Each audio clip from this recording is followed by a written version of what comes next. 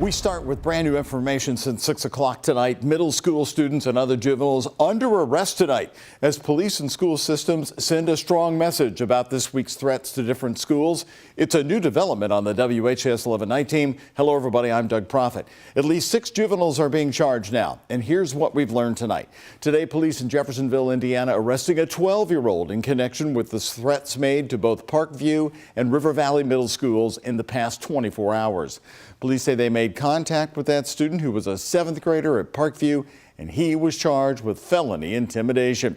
Jeffersonville police say 2 additional students could also be charged. Meantime, here in Kentucky, we learned tonight that a 12-year-old was arrested in far eastern Kentucky for making threats against their school. And 3 juveniles down in Elizabethtown were taken into custody for threats that they made against the Ohio State School for the Blind. That's in Columbus, Ohio.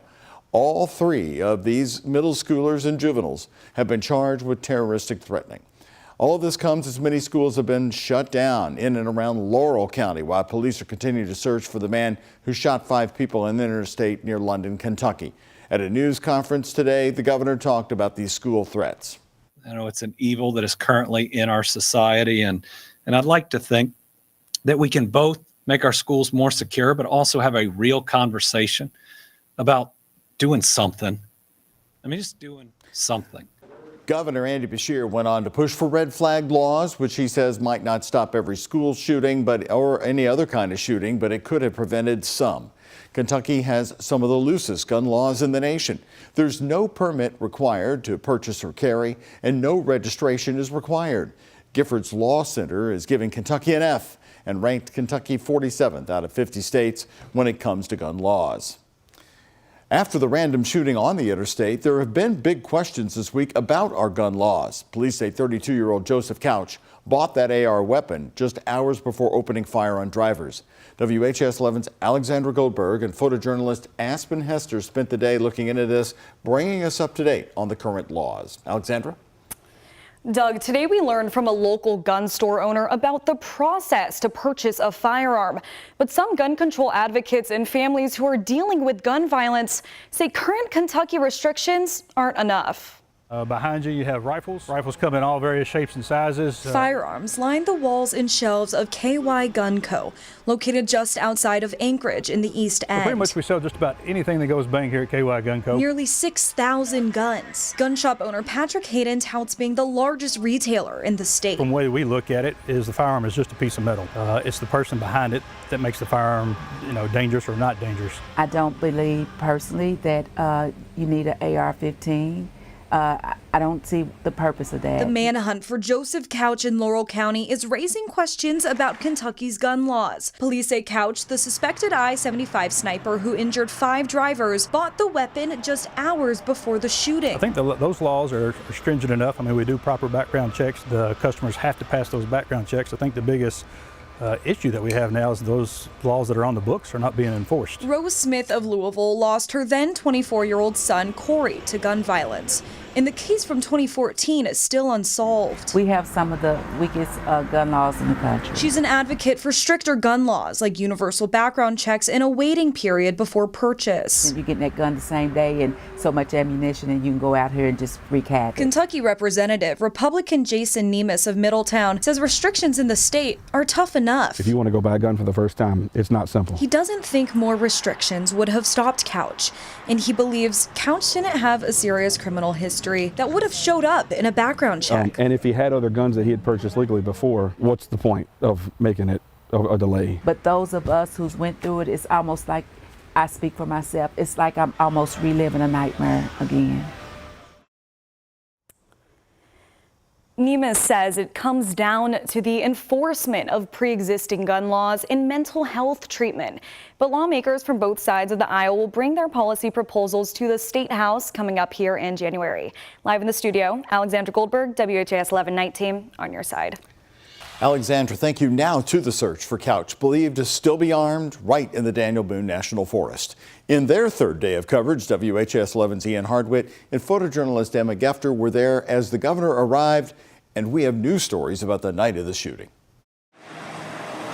On day 6 of the search for Joseph Couch, Kentucky Governor Andy Beshear thanked emergency responders in Laurel County and revealed that most of those shot on I-75 are now going home. But God was with us even when it was toughest. 4 of the 5 victims have been released from the hospital, and the 5th is expected to survive. Joining Beshear, the Kentucky State Police Commissioner announced KSP expanded its already vast search area for Couch. We're still utilizing nighttime aircraft operations with thermal imaging. We have cadaver canines. The FBI has brought in a bloodhound team from Illinois. Beshear, can you talk about the possibility of adding the Kentucky National Guard as a boots on the ground, extra resources for the search? This is an individual that we believe is still armed, would be very difficult to spot. And again, we want to make sure that we don't lose anybody throughout this. The governor says if KSP asks for the Guard, he'll make sure it happens. I also asked Beshear his thoughts on the police investigation. They say Couch bought the AR-15 shortly before using it in the shooting. It's a turnaround of just a few hours. It was in the same day. That's obviously very concerning to me. Chelsea Binkner worried since her son was at the London travel stop, one exit down from where gunfire rained on I-75. They welcomed other drivers in that night to protect them. And having to help walk him through what to do with the employees and the customers that were there to get them to safety was a whole lot. After the shooting, it was the AR-15 in her own husband's hands that made her feel safe again. I'm sure if you asked anybody that stopped in their feelings on it, they would tell you that they felt safe knowing that he was there offering protection. While she said business is mostly back to normal at the stop, her mind is on the survivors. Hopefully, physically and emotionally, their healing is fast. Now, KSP's commissioner also said if that expanded ground search does not turn up Couch, they're going to expand it again until he's found. In Laurel County, I'm Ian Hardwick, WHAS11, on your side. And the governor, and along with police today, really urged people to keep calling in with tips. They will be checked out. Do so at the Laurel County Sheriff's Department there, the number 606-878-7000. Right now here on the 19 meteorologist, Matt Rudkin joining me. He's filling in for Ben Pine tonight. And Matt, I know in the last few hours you've been watching Francine. Is this storm moving any further away to Kentuckiana, or is maybe setting up for even more of a run over top of us? Yeah, I think it'll be over us here in Kentucky and Indiana. So a good night to sleep, a good day to sleep in if you get the opportunity tomorrow with what looks to be steady rain. And because of that, we've issued a weather impact alert day for you. We'll say all day, but the main impact should be at and before lunchtime. That's when I think we'll see at least a good chunk of steady rain. No severe weather, so good news there. Backup plan, not a bad idea if you have outdoor plans. It'll likely be soggy. Some of that showing up on Max HD radar, mainly our southern areas. Down by Adair County. You can see some of that pushing into the far southern part of our Kentucky counties. And a wider view shows you, boy, a whole lot more to come. The center of circulation basically over the Memphis area right now. That's where the low pressure's at. In our full forecast, we'll talk more about this. This is great news with the drought out there, and we'll look ahead to more summer-like weather. I'll have your forecast in about 15 minutes. All right, great update here at 11. Thank you, Matt. LMPD has made another arrest in the Labor Day weekend street takeovers. This on your screen, this is 18-year-old Bryce Johnson. He lives in Valley Station, and he's facing several charges, including wanton endangerment, reckless driving, and rioting, according to his charges. Now, arrest records show that officers saw Johnson drifting and doing donuts in 26th and Market Streets. Officers say he was also seen at that large street takeover, caught on video right here. This is right outside the entrance to Iroquois Park, with a passenger hanging out of his window. Investigators say Johnson admitted to participating in the street takeovers. Clarksville, Indiana police officer and who's also a county council member, John Miller, is asking a judge to dismiss the charges against him in connection with the Jamie Knoll investigation. Miller is facing a conflict of interest charge for allegedly voting on the new Chapel EMS budget and then benefiting from the stolen money by Jamie Knoll. Search warrants show Knoll paid for expensive dinners at the well-known steakhouse in Indianapolis, St. Elmo's, and vacations with Miller using New Chapel money. In a motion filed today, Miller's attorney argues the evidence does not show how Miller directly benefited from the New Chapel contract that he voted on as a council member. Miller posted a $3,000 bond in August. He'll return to court on October 11th. Now brand new here on the WHAS 11 night team tonight. The big announcement from the mayor this week caught your attention. the community care campus, to address the homeless dilemma. But when the mayor announced that it's now going to cost $18 million more to finish, it got us looking closely at why. WHAS 11's Travis Breeze and photojournalist Elijah McKenzie are joining us now live downtown. And Travis, who is going to pay for this?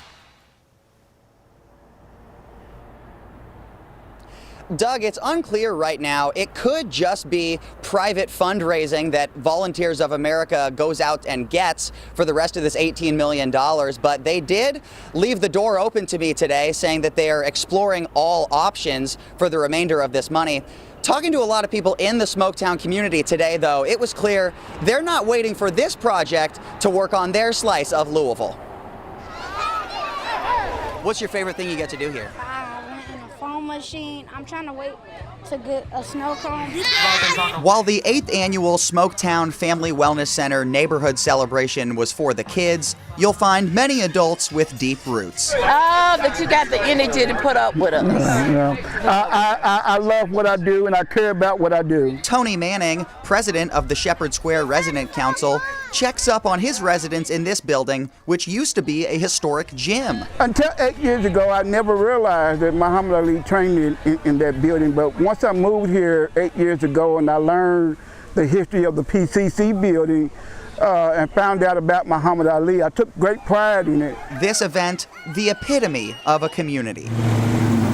A few blocks away near I-65, also in Smoketown, trash litters the street and signs make a promise about solutions to homelessness. A lot of residents are concerned about that. This week, the city announced construction started on a former hotel, which will be a family shelter on the Care campus. Also saying the project will cost $58 million instead of the $40 million that Volunteers of America told us this summer. Not only has the project price tag increased, but the date of final completion has also been pushed back. In May, we were told 2026. Now we're being told 2027. I did not know that it was going to be that long. VOA said the cost of this project will always fluctuate depending on design, which we are still working on. As of now, everything is an estimate, a well-informed one, but still an estimate. The campus will also include permanent affordable housing and transitional housing. Manning wants to make sure people will utilize these services. I think the mayor is doing a good job in trying to build that trust with the community, but I think it's a whole lot of work to be done. While they wait for the campus to finish, they're taking care of their block.